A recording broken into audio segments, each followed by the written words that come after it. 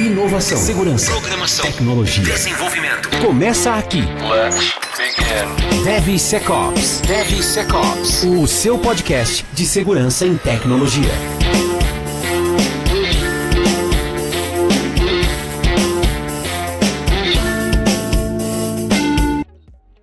Eu tava com saudade dessa vinhetinha, viu, velho? Um ano já que a gente não grava, todo mundo de férias, passeando, um vai pro Brasil, o outro já tá no Brasil, o outro... Tá, virou uma bagunça isso aqui. A verdade é que estamos de volta para mais um episódio do DevSecOps Podcast. Eu sou o Cássio Pereira.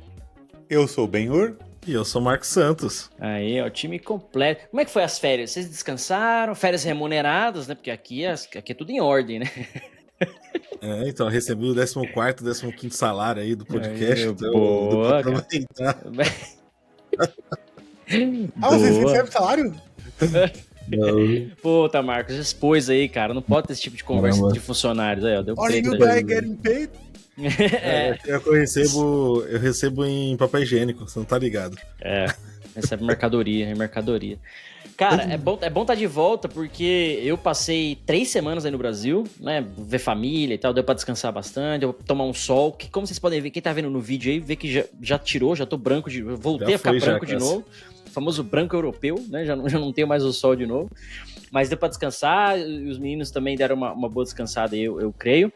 E a gente não esqueceu, né, daquela série que a gente tá fazendo de montar um programa de AppSec do zero.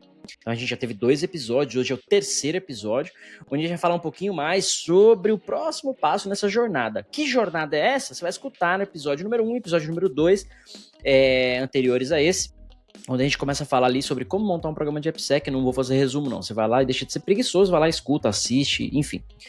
Bom, para começar o episódio de hoje, eu queria, antes, né, de começar o episódio, na verdade, anunciar aqui os nossos parceiros, nossos patrocinadores. Então, o DevSecOps Podcast tem sempre o apoio da Checkmarx, Snyk e da Nova 8, que são especializadas em segurança de sistemas e código seguro. O link da Nova 8, que é a distribuidora da Checkmarx no Brasil, está abaixo na descrição do episódio no YouTube e também no nosso site devsecopspodcast.com.br. Inclusive, site novo, caso você ainda não tenha acessado. Se você está buscando soluções de AppSec, a Digital Oak tem um portfólio completo para você. E se você já se perguntou, estou sob ataque, algum dado ou informação sensível foi roubado ou ainda estou em risco, a Purple Bird Security tem as respostas para você. Fale com a Purple Bird, que o pessoal é especialista em forense, investigação, mano. Inclusive, se você fez merda, fala com os caras. Não, não, brincadeira. Se você fez merda, você vai responder à justiça, não vai falar com ninguém, não. Pessoal, o negócio é o seguinte, então vamos lá. Primeiros 2 episódios, a gente falou um pouco ali de como começar um programa de AppSec, e a gente chegou no 3º episódio, que é um tema que eu gosto bastante, mas é um tema polêmico. Por quê? Modelagem de ameaças, eu adoro, né, gosto muito de, né, eu brinco que é a arte de encontrar problemas antes do software existir, modelagem de ameaças. Existem vários frameworks, a gente vai discutir isso hoje. Mas por que é um tema polêmico? Porque muita gente fala, mas pouca gente faz. E eu tenho uma opinião pessoal e eu vou pegar essa opinião já como primeiro tópico aqui pra gente discutir. E aí eu queria começar pelo Ben-Hur, depois o Marcos dá a resposta dele.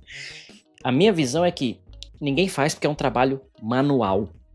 Não tem nada. Tem uma outra ferramenta aí que ajuda a criar pelo menos um diagrama, gerar ali alguns requisitos. Mas é um trabalho de você sentar a bunda e dar input ali para a ferramenta ou para o framework, o que quer que seja, para ter um output disso. Então, esse trabalho empírico manual extra, né? Extra no sentido de completamente barra fora do desenvolvimento, né? Não é fora porque a gente sabe que deveria estar embutido, e essa é a ideia aqui, mas pouca gente faz porque ele está ali fora, né? E demanda um tempo, de fato, e a galera não está disposta a pagar esse preço de tempo, né? Essa é a minha opinião, porque a galera não faz threat modeling, porque o que não falta é framework, o que não falta é ferramenta, o que não falta é informação. Inclusive, tem uma que eu descobri esses dias que eu vou passar aqui daqui a pouco, mas a pergunta é essa: o que você acha, Birma? Você acha que é por ser um trabalho manual, a galera não faz, evita, ou é falta de conhecimento? Como é que você enxerga isso aí? O que eu acho, principalmente, que a galera não faz modelagem de ameaças é porque eles têm pouca confiança sobre o resultado que eles mesmos vão gerar com esse trabalho, se eles fizerem por eles mesmos. Então, tipo assim, ó, por exemplo, tu pega um desenvolvedor e coloca ele para fazer uma modelagem de ameaças, a primeira coisa que ele vai olhar é, cara, será que eu vi tudo? Será que eu sei fazer isso aqui? Será que eu tenho conhecimento sobre porque a modelagem de ameaça é você pegar ameaças e modelar ela dentro do software, né? Eu conheço as ameaças.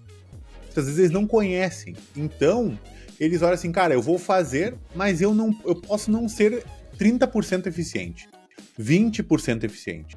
Aí a questão é, se eu vou fazer algo que eu não sei que eu sou eficiente, por que eu vou fazê-lo? Por que eu vou fazer isso aqui? Né? Um bom ponto. Um bom ponto, só que eu ainda vou um pouquinho mais além. Eu acho que é porque o cara não sabe nem por onde começar. Eu acho que quando o cara começa ali, pô, tem o Stride, tem o Octave, tem Dread, tem 500 frameworks ali, e o cara não conhece nenhum, fica até mais difícil. Então acho que o principal problema é esse. Que a gente tem ali, sei lá, o Microsoft Threat Modeler Tools, que vai usar o Stride. A gente tem ferramentas no mercado como Threat Modeler, que tem a própria metodologia, né? Então o cara fica perdido, fala, por qual que eu começo? Aí tem empresas que até hoje usam o Visage ainda pra fazer, não sei porquê, mas já vi muito. Visage Process Modeler. Caralho, isso na faculdade, velho, anos atrás. Entendeu? Puta que pariu. Então eu acho que isso dificulta, além do cara ser manual, né, ter toda essa dificuldade, eu acho que essa distribuição de frameworks e o cara não saber por onde começar também acaba dificultando fazer uma modelagem de ameaça. Pô, vou fazer um comentário em cima disso que o Benhur comentou, que é o seguinte, o cara... E você pôs um ponto importante, né? O cara fala assim, eu sou 20, 30% eficiente nisso, então pra que eu vou fazer? Eu acho que aí, ótimo colocação, mas acho que o cara tinha que pensar proativamente, porra, minha mãe dizia muito, né? Melhor pingar do que secar. No contexto de segurança, é melhor você ter 20 ou 30% de efetividade ou 0% de efetividade? Né? Então, pô, eu vou fazer um pouquinho aqui, então eu vou fazer esse pouquinho. Depois talvez eu vou aprender mais. O Marcos trouxe um outro ponto também que eu acho que é uma falha. Eu não vou dizer nossa, porque a gente tenta educar e passa bastante sobre isso, né? Mas uma falha um pouco do pessoal de proativamente... Então, peraí, deixa eu entender isso, deixa eu pegar um framework aqui, deixa eu fazer um Hello World aqui numa ferramenta.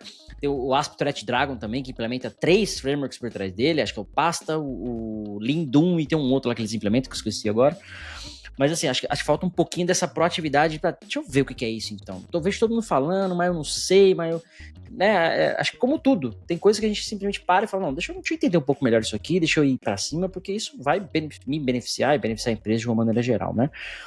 Mas enfim, algum comentário vocês querem fazer? Senão eu já vou suitar aqui pro próximo tópico. Manda aí, Benhur. Não, tem um que eu acho que é importante pra levar em consideração, que eu acho que o Mário comentou, que é um dos, realmente, de muitas dinâmicas que já realizei com os times de desenvolvimento sobre Threat Modeling. Acho que esse é o principal ponto, né? Que é cara, por onde que eu começo, né? E várias dinâmicas tu pode ver. Quer ver, ó? Pega vários devs, já fiz isso uma série de vezes e é realmente verdade. Pega vários devs e coloca numa sala e tipo assim, pessoal, vamos aprender a fazer Threat Modeling, né? Vamos lá. Ninguém sabe por onde começar. E aí, vamos entender os níveis dos Threat Modelings, né? Porque uma coisa também que é bem comum é dentro do processo de hiring dos caras de AppSec ter exercício de Threat Modeling. Pra mim, esse é o bagulho mais tricky que existe, né? Porque olha só, vamos lá, tu tá fazendo Threat Modeling do quê? De uma ameaça de fluxo de negócio? Porque daí tu vai olhar o fluxo do negócio, o produto sendo desenvolvido e dizer, olha, se fizer uma compra aqui, mas não cancelar um negócio lá, o cara vai ter um reembolso indevido. Né? Tu pode fazer uma ameaça do negócio, da funcionalidade do negócio, né? Depois disso, tu vai começar descendo camadas, tu vai no mundo. Poxa, viu o desenho do negócio, do produto, é uma modelagem de ameaça. Cara, vamos partir para a parte técnica do código. Cara, qual framework que vai usar? Como é que tá as comunicações? Tá HTTPS? Como é que tá a conexão com a base de dados? Isso aqui tá encriptado? Como é que tá o acesso à base de dados? Tu entende que vai começando a baixar o nível, é como se fosse dando zoom in. Tem o final de negócio, tu olha e depois tu vai dar um zoom in na tecnologia. Depois vai dar um zoom in na infraestrutura. Vou dar um exemplo, tá? Uma coisa aí onde é que entra a questão da efetividade que eu tava comentando, né? Porque uma coisa realmente concordo contigo, né, Cássio, que é melhor 20% do que nada. Nesse contexto de segurança, né? Exato, mas aí onde é que eu vejo que o dev precisa entender isso que tu comentou. Cara, é melhor 20% do que nada. E muitos desistem por não ter 100%, né? Acho que é essa a mentalidade. Porque eu vou dar um exemplo. Digamos que tu tá lá num threat modeling e tu tá olhando todo o desenho da solução e tu vê um bucket S3. Tá? Que armazena informação confidencial, sensível, whatever lá, tá?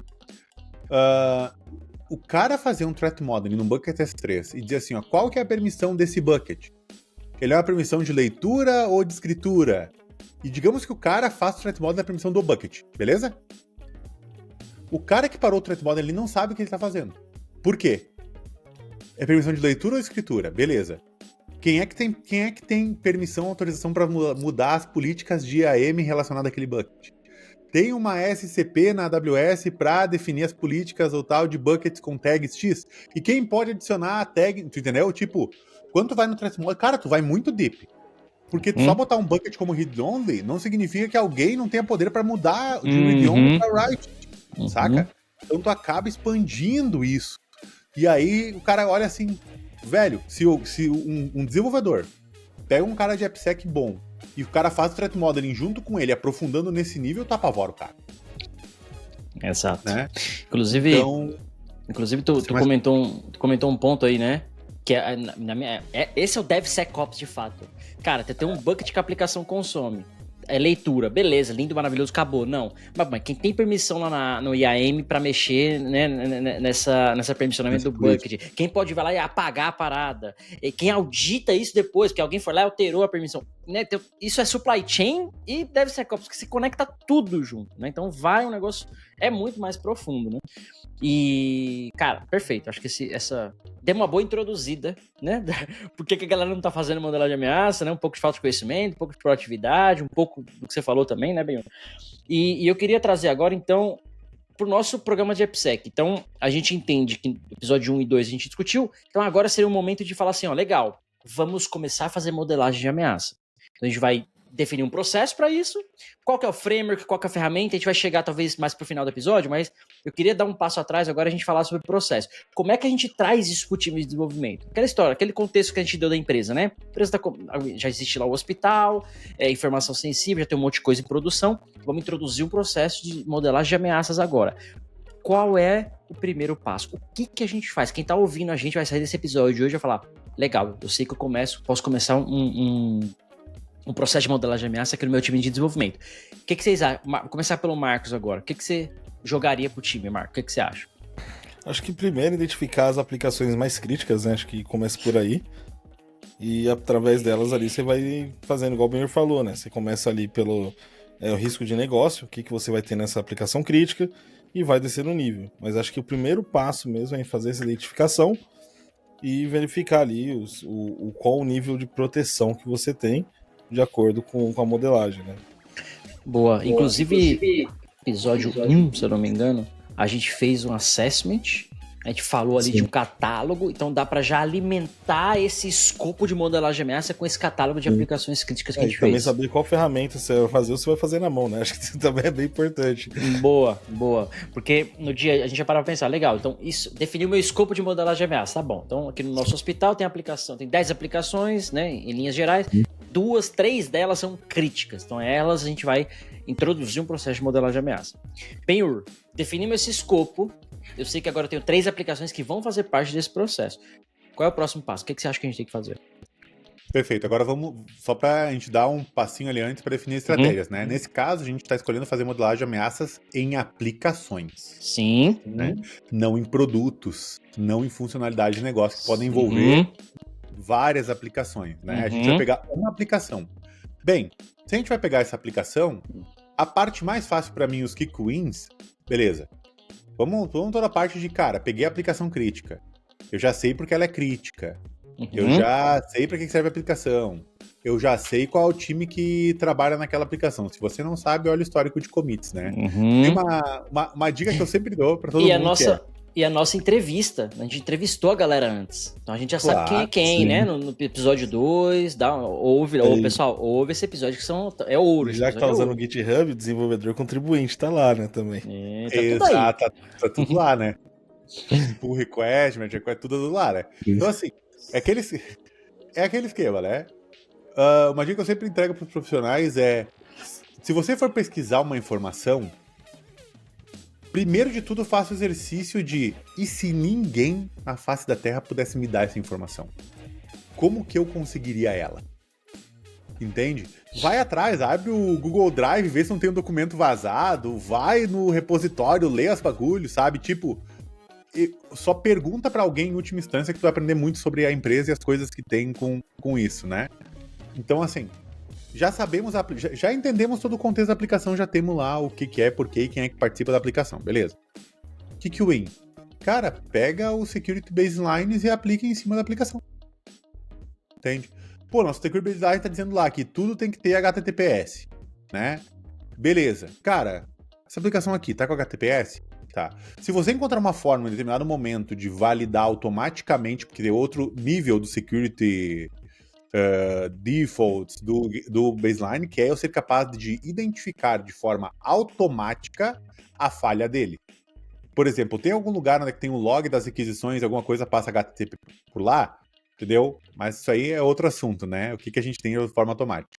Mas vamos lá. Pega o Security Baselines que tu tem e olha assim, ó, cara, beleza, aqui fala que toda a API você tem um mecanismo de autenticação e autorização implementado para validar quem pode ou não pode entrar e o que pode fazer ou não pode ali dentro. Beleza, você tem esse baseline? Ok, pessoal, nessa API, como que a gente tem resolvido isso? Para você que está em dúvida se você tem um baseline ou não, no episódio 2 a gente fala como montar esse baseline, definir literalmente um baseline, né? Definir esse mínimo ali aceitável, o que tem que ter para cada aplicação, tal. Então, só fazendo um parênteses aí, bem, pode continuar. E, por exemplo, assim, ó, cara, segredos dessa aplicação, né? O que essa aplicação tem de segredos e como que ela tá usando os segredos, né?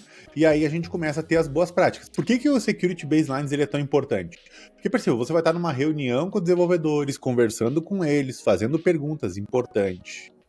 Saiba fazer... Confia e revisa.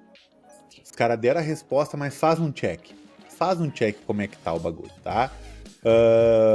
Então, assim, porque no momento que você começar a olhar, cara, isso aqui como é que tá? Como é que se soluciona, né? Em determinado momento, os devs, você vai estar conversando com eles.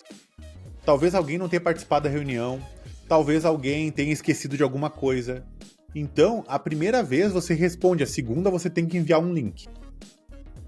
Então, tenha o baseline de uma forma que você consiga também compartilhar com os desenvolvedores, né, dentro disso. E aí a questão é,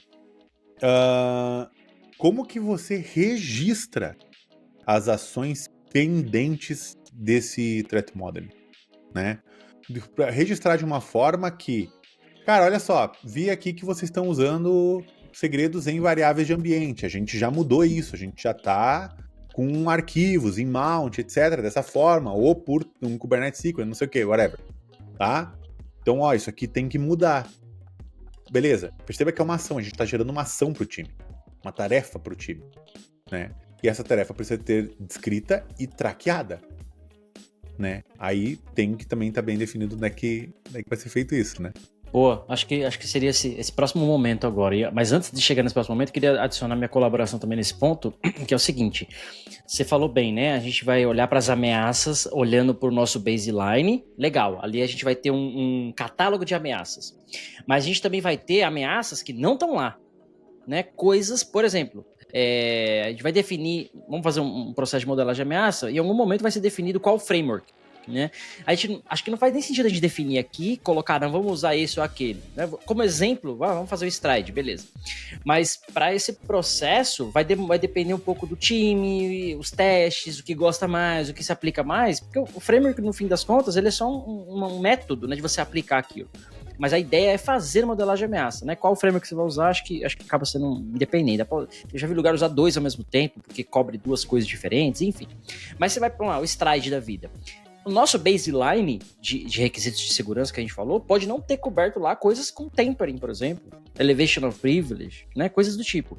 Então, você vai pegar um framework que vai te complementar algumas coisas, ainda que não... E olha só que interessante isso, para acabar com o argumento que você falou, Benhur, de 20%, 30% de esforço. Os próprios frameworks de modelagem de ameaça não são 100% não cobre 100% das ameaças. É um pedaço. O Stride são uma categoria de ataques, não tem tudo ali. Nem tem como ter tudo, senão você vai passar a vida fazendo modelagem de ameaça e nunca acaba, não desenvolve nada. Então, as ameaças são as mais variáveis possíveis, né? Então, é pegar um framework, na minha visão, junto, né, somado a esse baseline definido, episódio 2, ouça lá, e aí você, beleza, então é isso aqui que eu vou falar, para esse sistema, ou para essa funcionalidade, ou para esse requisito funcional, ou para essa parte aqui da aplicação, vamos pensar nessa ameaça. E aí, chega nesse ponto que tu falou agora, e aí vamos entrar na próxima etapa, que é, como é que eu registro isso? Acho que não tem muito como a gente fugir de um ticketing, né? A gente tinha falado no começo, se eu não me engano, lá no começo, se a produção conseguir puxar aí, a gente tinha falado que usa o Gira. Não sei se a gente falou ou não, mas usa o Gira. Falamos. A gente usa o Gira, a GitHub e a gente também a gente usa C# para back-end e React para front-end. Boa. Só resumindo. Boa. Então, vai ser registrado um ticket no Gira, como uma história. Aí vale uma pergunta. Isso é um bug ou não? A gente registra como um bug, porque tem um tipo disso, né? Porque vai ter uma priorização, tem toda uma questão definida nesse processo também agora. A gente está exatamente fazendo isso. Porque se eu registro um bug lá, ou uma vulnerabilidade, vamos falar assim, talvez você possa cair num processo de SLA. Mas a gente não chegou em Vulnerability Management, então a gente não tem isso definido. Mas vamos imaginar que eu criei um ticket lá, um Gira, como uma história, alguma coisa assim, um épico, alguma coisa que vai ser analisada. Legal, então eu tenho que implementar aqui, o Beaver falou muito bem de segredos. Olha, eu tenho hard-coded credentials aqui. Então tem um refactoring no código para tirar isso e implementar lá num cofre de senha, coisa do tipo. Mas não tem o cofre ainda, então você vê, virou uma task já gigante, não é só tirar a senha do código, uma task mínima, mas onde eu boto ela agora, né? Então vira ali um trabalho de sprint para fazer isso. Isso fez parte do baseline de Security Requirements, né? Exato. Não pode pegar no time de desenvolvimento e sair apontando problemas não sem solução. Exato. E Então, nesse exemplo específico, é uma solução demorada, não é do dia para noite, né? Tira a senha do código, cria lá um cofre, né? Tem todo um trabalho de arquitetura, inclusive, envolvido. Mas beleza, então acho que vai virar sentou para discutir isso, vai virar um ticket no Gira. Mas acho que tem um passo atrás. Quando a gente senta para falar com essa galera? Que momento a gente senta? Porque a gente, olha, já tem a aplicação, já tem desenvolvimento, já está em produção. É uma vez por semana, é na sprint planning, se o time usa Agile da vida, Scrum da vida, é no product backlog definir lá atrás, quando você está definindo tudo. Nesse caso, acho que não, porque você já tem uma aplicação funcional, é só manutenção.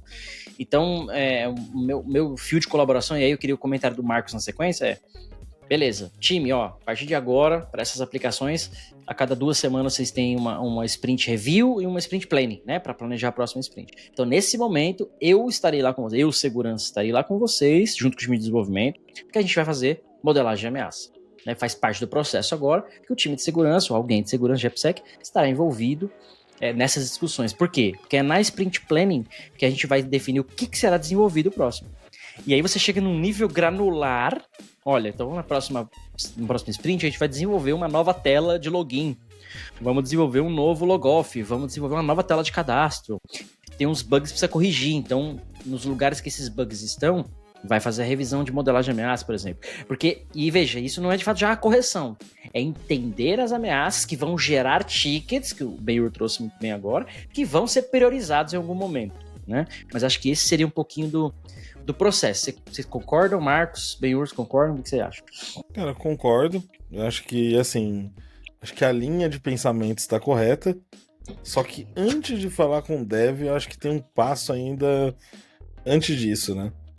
Que é informar o dev que está acontecendo. Porque o dev, muitas vezes, você vai falar para ele, tô gerando uma task ali por causa de modelagem de ameaça.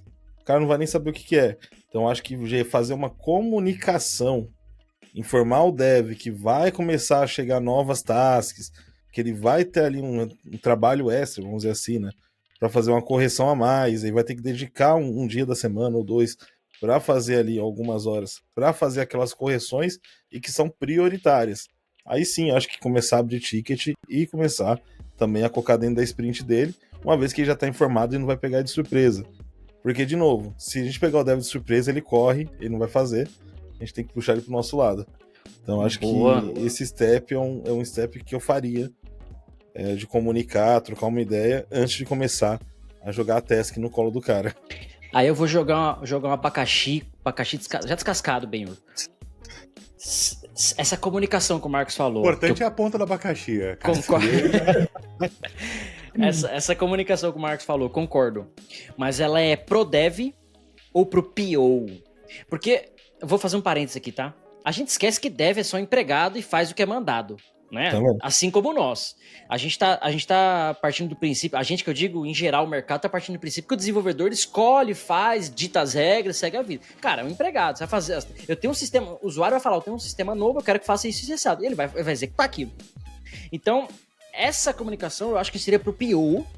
Falar, olha, PO, a partir de agora, eu, segurança, estarei nas reuniões, porque a gente vai definir, você é o produto, então a gente vai definir alguns critérios de segurança, no caso, para fazer modelagem de ameaça, que vão gerar novas histórias, que, consequentemente, vai gerar uma nova task para o desenvolvedor no fim do dia, né, ou daqui a algum tempo. Mas essa comunicação, não sei se seria pro dev, de fato. Eu acho que nem... Não que nem precisa, porque ele não necessariamente não vai ter uma ação agora, mas quando eu entrar na reunião para fazer modelagem de ameaça com eles, eu preciso dos inputs deles, porque eles conhecem o sistema muito mais do que eu como segurança. Né? Então, aí o abacaxi pro Benhur, você acha que essa comunicação faz sentido nesse contexto? Olha, POs, vai ser assim agora? Se ela estiver alinhada com a estratégia da empresa, sim. Está. Exato. Então, assim, se lá no topo, segurança agora virou uma prioridade, porque as conversas vão mudando, né? Por exemplo, cara, segurança agora é tão prioritário quanto entregar produto.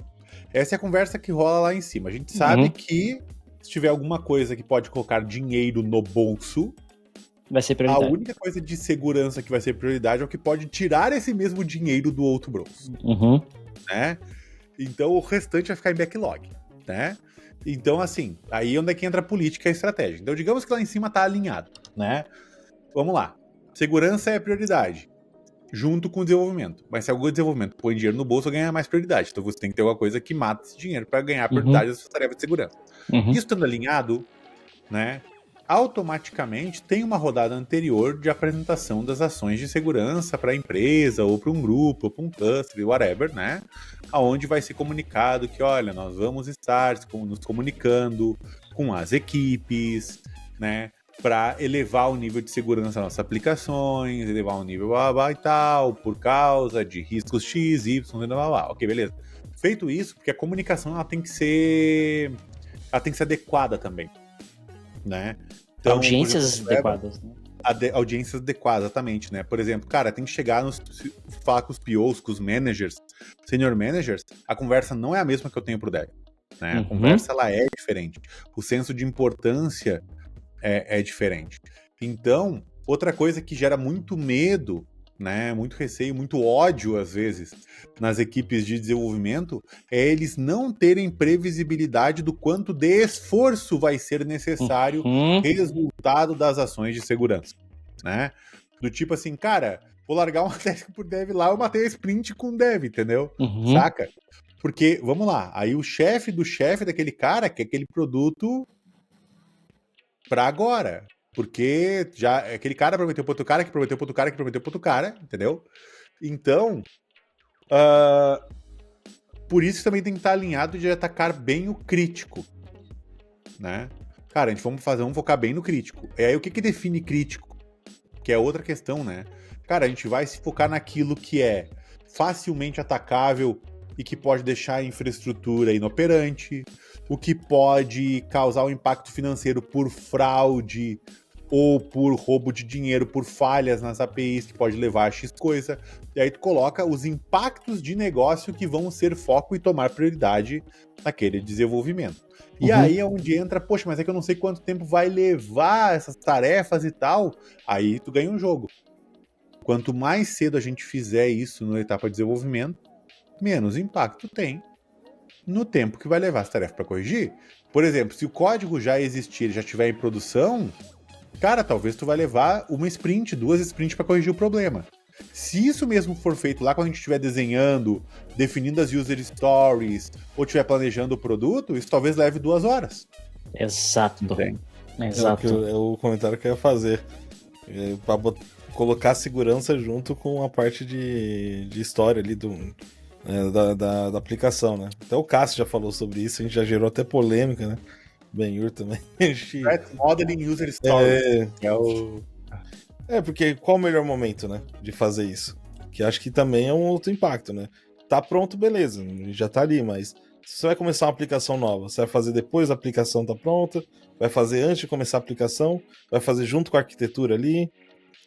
Qual o melhor Boa. momento também? Eu vou dar umas pinceladas aqui agora. Tem dois cenários, né? Aplicação nova, aplicação existente. A gente partiu do princípio que a gente está no hospital, que vai fazer transformação digital, olhar para a segurança agora, diretoria aprovou, episódio 1.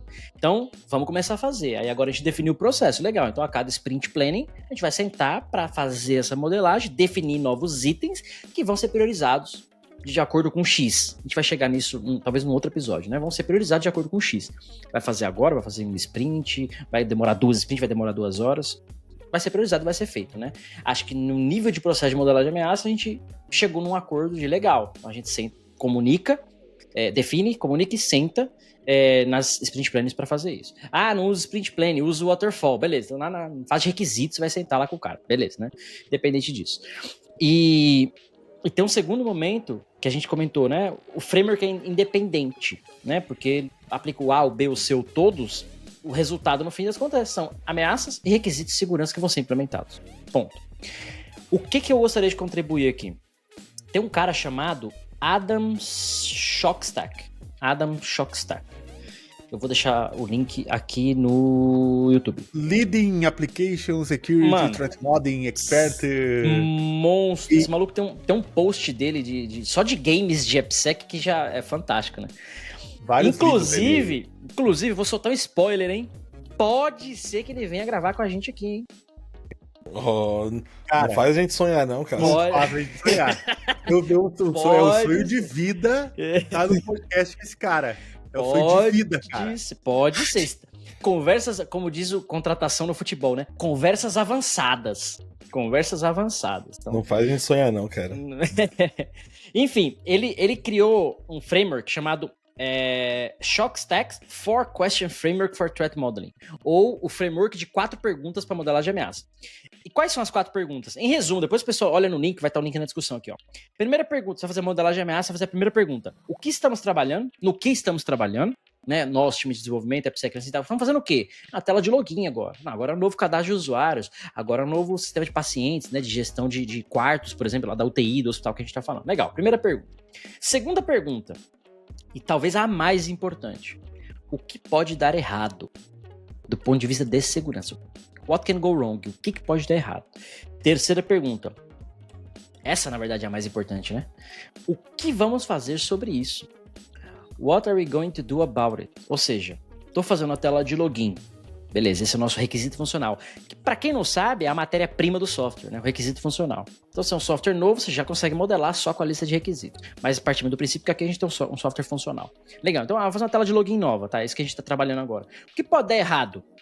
Cara, usuário e senha, tem que estar criptografado. Legal, então se não tiver criptografado, posso ter um vazamento. E num eventual vazamento, os dados expostos. Tá bom. Eu posso ter um brute force. Eu posso ter um injection. Injection asterisco, né? Porque pode ser qualquer injection. Então, 3 coisas podem dar errado. Jogando aqui no ar, tá? O que vamos fazer sobre isso? Requisitos de segurança. Cara, injection, bota um AF, valida os inputs e, sei lá. Brute force, bota um CAPTCHA e criptografar os dados lá para evitar a exposição, né? Usando o algoritmo XYZ. Ou seja, cara, 3 ameaças. Tô falando de um exemplo bem prático, né? O que estamos fazendo? 3 coisas que podem dar errado, 3 mitigações. Não necessariamente é 1 para 1, né? Você pode ter uma coisa que dá errado e 500 mitigações e assim por diante. E a última pergunta. Fizemos um bom trabalho? Did we do a good job? Ou seja, isso é suficiente? Mano, ponto. Matou. Eu ainda tomo a liberdade, né, de reduzir para one question framework. É só perguntar, o que pode dar errado? Qual é a merda que pode acontecer nessa funcionalidade aqui? Eu sou um atacante, eu quero cagar com a aplicação, eu quero invadir. O que pode dar errado aqui? Cara, essa pergunta já vai gerar para o desenvolvedor ou para as pessoas envolvidas. Cara, mas eu posso fazer isso, posso fazer uma fraude? Ainda que você não responda, que aí o Benhuru falou bem, né? Com aqueles 20 ou 30% de capacity que você tem, ainda que você não responda, posso fazer uma SQL injection? Mas você pode responder, cara, eu posso pôr qualquer informação aqui e vai passar os controles. Olha, é um injection. Por trás você tem uma vulnerabilidade escondida ali. Porque é essa discussão que eu quero provocar. Fazer modelagem de ameaça, ela pode ser, não precisa necessariamente ter um diagrama com 500 mil coisas. Cara, é o que pode dar errado do ponto de vista de segurança, né? Então eu acho que fica a minha sugestão, não necessariamente, obviamente, usar o framework e tal, e dar uma estudada, mas discutir só nesse nível, fazer um brainstorm, assim, né? Sprint planning mesmo, um brainstorm, cara, a gente vai fazer isso. Pega 15 minutos ali pra cada história ali, o que pode dar errado? E lista, faz uma lista assim, papel de pão mesmo. Cara, olha, isso aqui é relevante, isso aqui não é, você descarta, isso aqui é relevante. Porque dali, aí é o que o Benhur tinha colocado, vai gerar ticket, vai gerar histórias, coisas que você vai necessariamente precisar fazer ou implementar depois, né? Mas acho que minha colaboração era essa, eu queria deixar esse Adams Shockstack, vai estar o link aqui do framework aqui no YouTube, pra vocês darem uma olhada aí. Até as 4 perguntas do Shockstack essas, também passar uma tip que elas não são flat, né? Por exemplo, assim, ó, o que a gente tá trabalhando? Velho, essa pergunta ela pode ser bem profundizada, tá? Vamos lá. O que nós estamos trabalhando, né? No caso, quando o cara, o que a gente tá trabalhando? Vamos lá, para você que não conhece ainda essas 4 perguntas, ela é o capítulo. Ela tem vários subcapítulos, né? Primeiro, o que a gente tá trabalhando? Conhecer o negócio, conhecer o produto que está sendo desenvolvido, qual que é o problema de negócio que ele vai resolver, né? Então, beleza, tem toda a parte do negócio. Depois, essa pergunta ainda continua, né? O que a gente está trabalhando? Quais são as tecnologias? O que a gente vai desenvolver? O que a gente vai usar para implementar? Né? Em que infraestrutura vai rodar? Essa pergunta ela pode ter a profundidade que você quiser. Inclusive, essa profundidade vai levar também a profundidade da próxima pergunta, que é o what can go wrong, né? O que pode dar de errado? Exato. Pô, é um produto de negócio, tu foi até a parte de negócio, então o threat model é de negócio. Tu foi até a parte... Porque, vamos lá, depende de onde você tá na cadeia de desenvolvimento, tu ainda não sabe qual tecnologia que vai usar, não sabe qual infraestrutura vai usar, né? Então, a profundidade das respostas da primeira pergunta te ajudam a profundizar da segunda pergunta. Cara... View de negócio, quais são as ameaças de negócio? Porque quando a gente fala assim, o que pode dar de errado, também significa assim, o que as pessoas podem tentar fazer, o que um criminoso pode fazer. E aí a gente entra 2 coisas. A gente entra na parte de threat actors e threat actions. Vamos lá, tá? Ou as ameaças. Que, por exemplo, um ator. Será que todo ator que usa o nosso negócio é um racudão lá do burp, do negócio? Cara, às vezes não. Às vezes os caras são fraudadores sem conhecimento técnico. Então não basta a gente só olhar a parte técnica, como a gente olha assim, cara, o que acontece se o cara pegar um cartão de crédito de uma outra pessoa e começar a colocar em 10 contas diferentes? A gente é capaz de lidar com isso? Entendeu? Então pensar tanto quais atores vão atacar a gente, de que forma esses atores vão atacar a gente, né? Boa. Então aí começa a pegar o que tem de errado.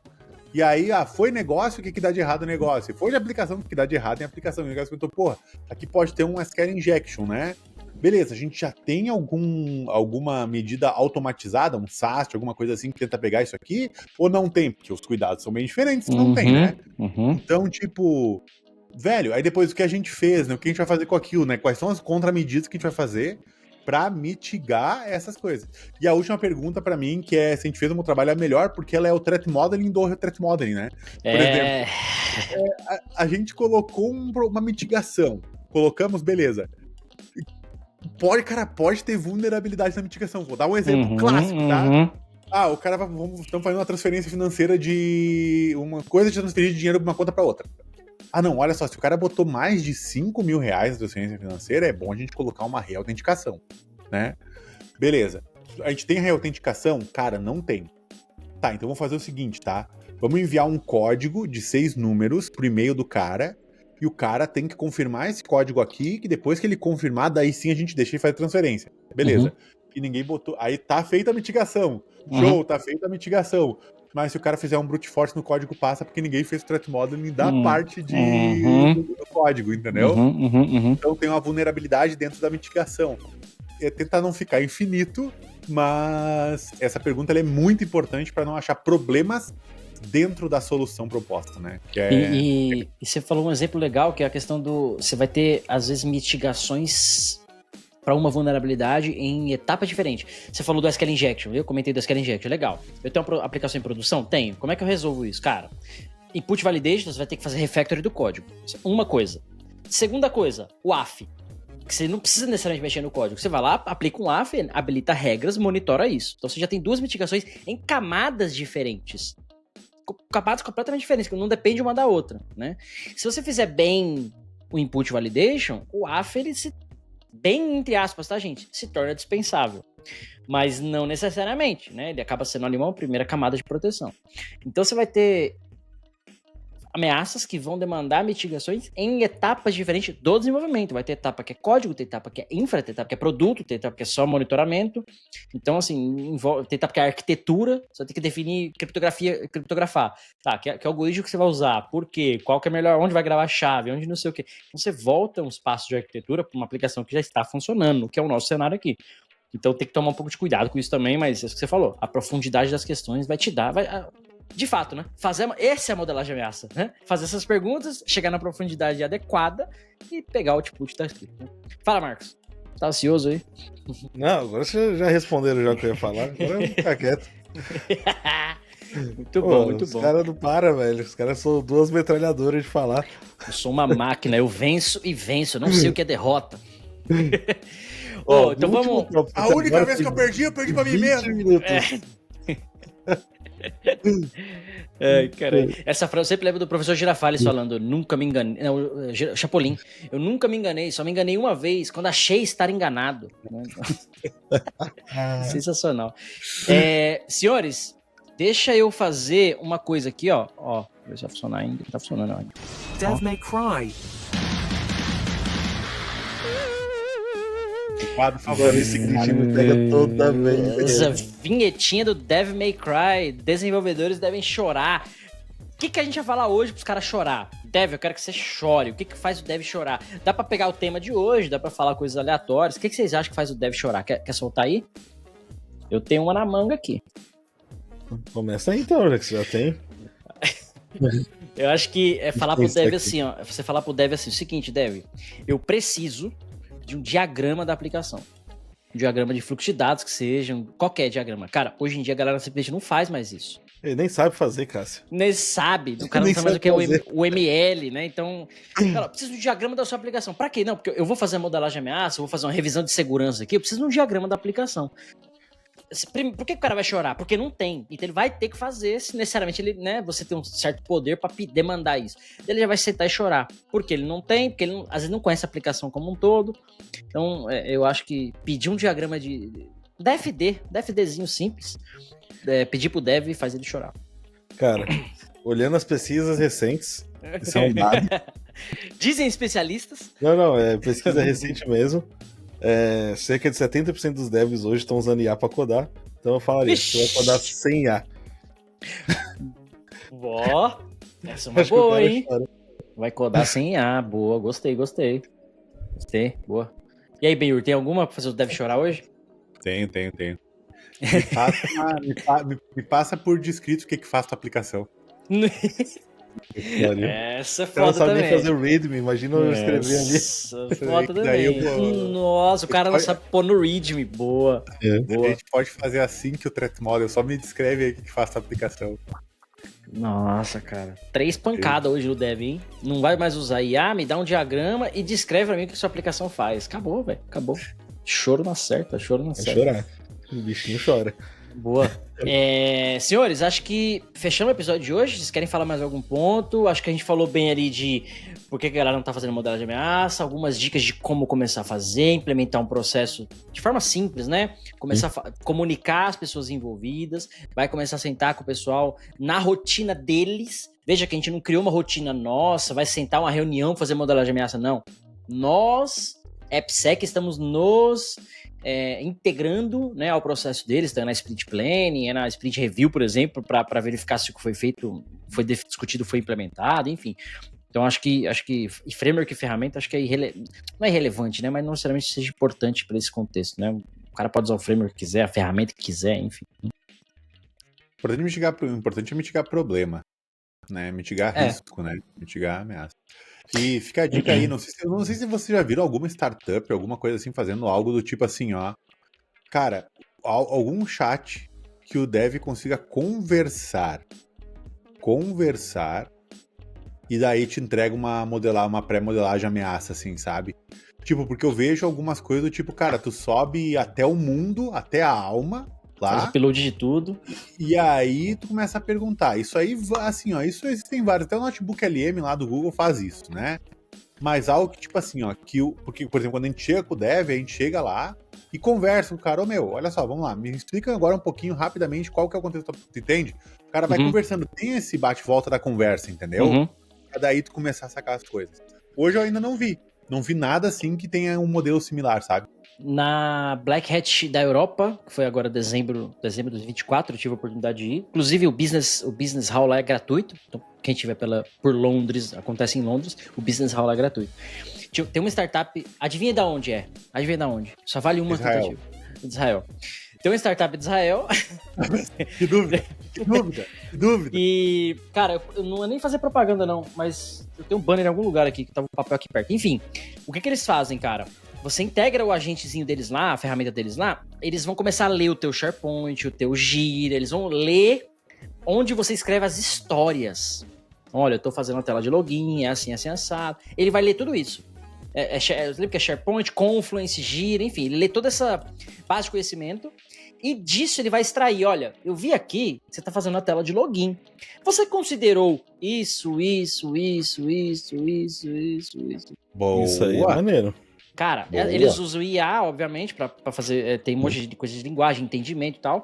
Mas assim, você só conecta as suas fontes, ó. Eu documento tudo no SharePoint ou no Confluence, enfim. Ele puxa tudo de lá. E, se eu não me engano, eles estavam. Inclusive, um próximo passo era chat. Então, eu quero monitorar tal chat do Teams ou tal chat do Slack, porque pega as conversas da galera lá, ele vai mastigar tudo isso e aí o output é um tipo um cockpitzinho, uma tela, falando, olha, eu vi lá no Gira, nesse ticket, que está sendo desenvolvido tal coisa. Eu não vi no GitHub um commit falando disso. Ou eu vi um commit, mas olha, eu analisei o código, porque eu integrei com outras soluções e vi que não tem um authentication, vi que não tem criptografia, sei lá. Então ele vai literalmente olhar o que você está fazendo para essas bases de dados e te dar o output de, olha, você considerou, por exemplo, esse requisito mínimo, e esses requisitos você pode alimentar nele também. Como a gente falou, a gente definiu um baseline, você pode alimentar. Fala, eu quero usar o Stride ou usar algum framework, ele vai, com base no framework, também te dá algumas respostas. Então, é ainda uma startup, eles estão começando, então tem um monte de falha, mas eu vi demo e já é alguma coisa assim, isso que você falou, pega já o que você tem aí e me dá um output. Que eu acho que pra fazer um chat, né, olha, o cara interage ali, ele te gospe algumas coisas, não tá muito longe, né? Eu diria que é só um plugin a mais. Ali, né? Não, mas acho tem. interessante.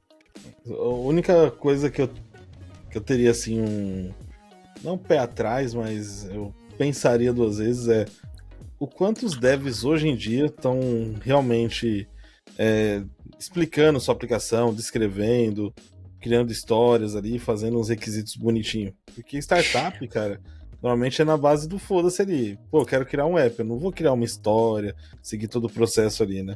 Requisito, blá blá. O cara vai começar numa conversa de 15 minutos, um papel de pão, um desenho ali e fechou. Exatamente. Você trouxe um bom ponto, mas... Você trouxe um bom ponto, nem consigo contra-argumentar. O que eu queria dizer, assim, em algum lugar a galera descreve, olha, eu preciso fazer uma... ainda que seja só o título, saca? Ó, lembrei, cara, o nome da solução, lembrei não, eu pus no Google aqui e fui mais ou menos lembrando. É Clover Security. Product Clover. Security Starts with Design. É Clover, CLOVER.security. Então, ó, tô vendo no site aqui, ó, eles pegam informação do Confluence, do Gira, do Google Drive, SharePoint, Notion, integra com a IDE, GitHub, GitLab, Miro, que você faz uns dashboards também. Então, basicamente, como é Clover.security? Clover.security. Inclusive, o pessoal da Clover já ouvindo a gente. If you are listening to us, we will be very happy if you could sponsor us. Cara, que legal. Dá uma olhada. O site eles nem tava pronto, agora já tem uma landing page, então eles estão evoluindo. Inclusive, o founder é ex-Checkmarx. Trabalhava na Checkmarx, que é patrocinador nosso. Então, obviamente, as pessoas mudam de carreira e tal, e as coisas então. Mas fica aí a dica, que isso que o Benhur perguntou, que já tem alguma coisa. Pessoal, estamos em cima da hora. Querem fazer agradecimento, mandar beijo? Ou não? Mandar beijo pra vocês dois, né? Seus lindos aí. Que saudades, cara. Saudades de vocês. Saudades. Um beijo entre nós. Estão de volta agora. Então, beleza, pessoal. Acho que é isso. Fica as dicas aí. Não perca. Próximo episódio tende a ser a 4ª parte. A gente nem sabe quantas partes vai ter isso aqui. Estamos montando um programa de AppSec do zero. Então, acompanhe, ouça os últimos 2, que tenho certeza que você vai... Quer dizer, você não vai se arrepender. Você não vai se arrepender? Vai depender um pouco. Mas, enfim, eu não consigo definir isso. Bom, pessoal, é isso. Eu sou o Cássio Pereira. Eu sou o Benhur. E eu sou o Marcos Santos. E nos vemos no próximo episódio. Tchau, galerinha! pessoas. Termina aqui DevSecOps. DevSecOps, o seu podcast de segurança em tecnologia. Acabou, esse episódio acabou, mas eu sei que esse conteúdo aqui somou, enriqueceu o seu conhecimento. Então, por isso, eu selecionei mais 2 conteúdos, mais 2 episódios aqui do DevSecOps Podcast que você pode acompanhar na íntegra, tá bom? Então, assiste esses 2 próximos episódios aqui que eu tenho certeza que você vai gostar e não esqueça de compartilhar com a sua comunidade, com seus amigos, seus colegas de trabalho, que eu sei que eles também vão gostar e assim você ajuda eles a enriquecer também o conhecimento deles. Valeu, até a próxima!